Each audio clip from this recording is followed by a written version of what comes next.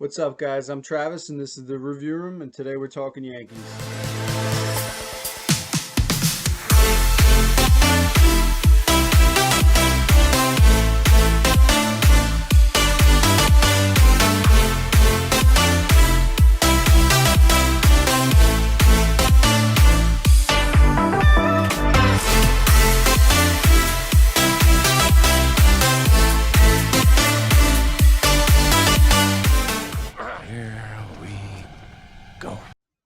All right, welcome back, guys. So today we're going to talk about how the Yankees decided to pick up Zach Britton's 2022 option and not let him go to free agency right now, which is a great idea, and we'll get into that. We're also going to be talking about how they did not pick up Brett Gardner's option for next year, as well as Jay Happ's.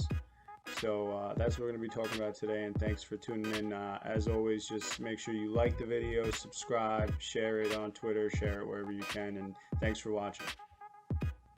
All right, so Britton's contract option was a little bit tricky because it made the Yankees choose this year whether they wanted to lock Britton in for that $14 million extra year in 2022 or decide not to give him that option, which then he would be able to opt out of the 2021 contract and go to free agency directly right now. So the Yankees decided, obviously, to look into the future a little bit and say, all right, maybe next year, post-pandemic, we start making money again, and that $14 million isn't really too much for a very good pitcher that who I think this year really played well. Really just, he pitched very well when we needed him to. He came in when Chapman went down in the beginning of the season, and he looked great. And I mean, he looked so good that when Chapman came back, I was a little bit nervous, and I didn't really want to go back to that whole, sweating Aroldis Chapman where we're all freaking out in the ninth inning every single game. It is a steamy night here, and that hat probably weighs 15 pounds right now. Well, he's losing some points. Not just in Game 6 of the World Series or Game 4 of the, playoffs. In any of the playoffs, it's frustrating to see Chapman during the regular season literally stressing everybody the fuck out over 3 easy ninth inning outs, which he should be good at. So when Chapman came back, I was definitely a little bit nervous, and he did what he did. He did his thing, and but Britton was still there, dealing. When they demoted him to the 8th, the 7th inning, he was still dealing every single game. He gave up, I think, 2 runs against the Indians in this season's playoffs, and then he was dominant against the Rays. I wish they would have kept him in a little bit longer in that final game, because I thought that there was no point to go to Chapman at that point.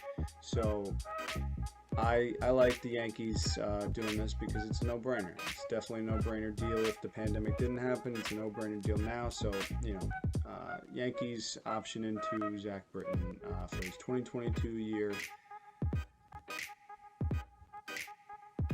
Britton, who's a 2-time All-Star, will be 33 when this season starts. And so far with the Yankees, he's 5-3, 14 saves, and a 2.14 ERA over 111 appearances since being acquired in 2018. So he's been pretty good for the Yankees, pretty solid. So he definitely deserves that extra 2 years. Very happy to have him back.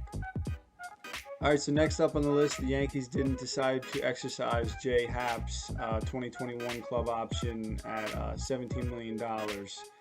So I'm not sure really how that works, if they could do that. I know that basically if they played him 10 games and 60 innings, he would have had to been given that 2021 season, but because he went 9 games and 49.5 innings, I believe, they don't have to opt that contract. So I think that he's going to try to get that back. I'm not sure how that works, but Yankees don't decide to bring Jay Happ back, which is kind of what we all wanted, because while he picked it up toward the end, he hasn't been good for the Yankees in this contract. So we're definitely excited to get rid of that one and move on to the next one, whoever that may be, going forward in 2021 and beyond. So The final thing we're talking about today is the fact that the Yankees didn't exercise to give Brett Gardner that $10 million contract in 2021, instead buying him out for the $2.5 million buyout price. Now that doesn't mean that Gardner's not going to be re-signed at a cheaper contract.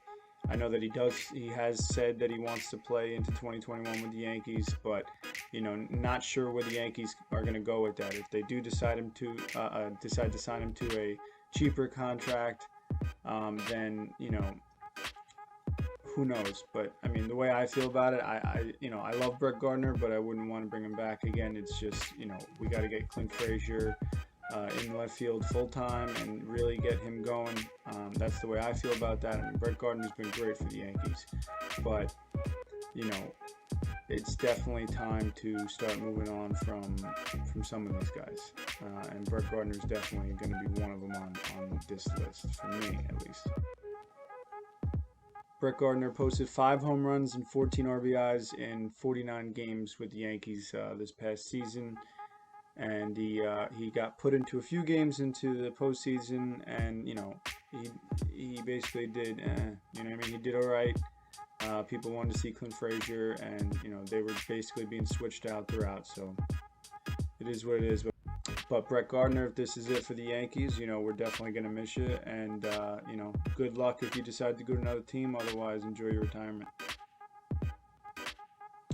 That wraps everything up for today, guys. Thanks for watching. Sorry that the video quality and the mic is a little bit bad. We're not at the room that we normally do this in, and Greg's obviously not with me, as you can see. So tune in next time. Thanks for watching. Give it a like and subscribe.